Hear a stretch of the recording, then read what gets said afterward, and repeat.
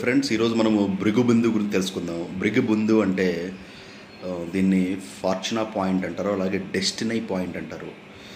అంటే ఇది అదృష్ట బిందువు తెలుగులో చెప్పాలంటే.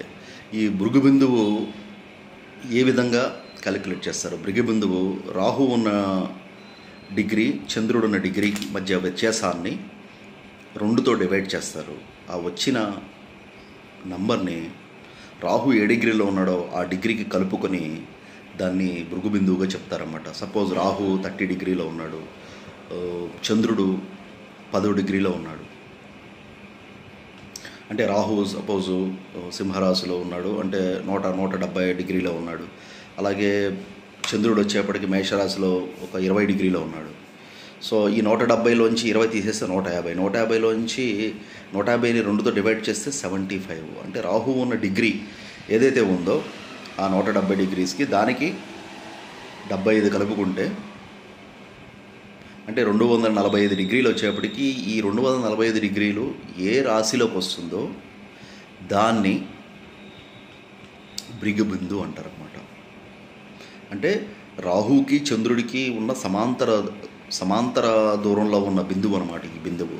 దీని యొక్క ప్రత్యేకత ఏంటంటే రాహుకేతువులు గోచారంలో ఈ భృగు బిందువును దాటేటప్పుడు ఒక ప్రత్యేకమైన బలమైన ఫలితాలని వాళ్ళు చూపిస్తారనమాట. అంటే ఈ వ్యక్తి యొక్క డెస్టినీ, ఫార్చునా, అదృష్టం ఎలా ఉంది, రాహుకేతువులు వాళ్ళు ఏ భావానికి కారకులు అవుతున్నారో, భృగు బిందువు ఏ భావంలో పడిందో ఆ భావంలో గోచారంలో రాహుకేతువులు వచ్చినప్పుడు వీళ్ళకి సంపదలు, అదృష్టము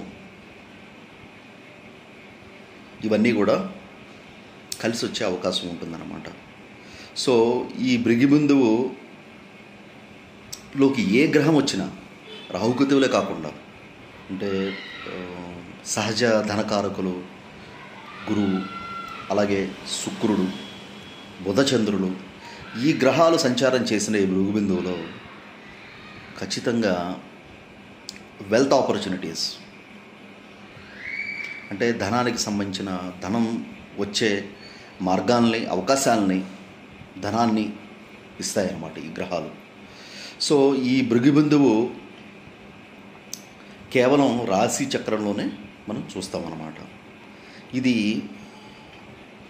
లగ్నంతో సంబంధం లేకుండా రాహుకేతువుల యొక్క సమాంతర దూరాన్ని క్యాలిక్యులేట్ చేసి ఈ బిందువుని ఫైండ్ అవుట్ చేస్తారనమాట. సో ఫ్రెండ్స్, మీకు నచ్చితే లైక్ చేయండి, అలాగే సబ్స్క్రైబ్ చేయండి వీడియోకి. Thank you very much.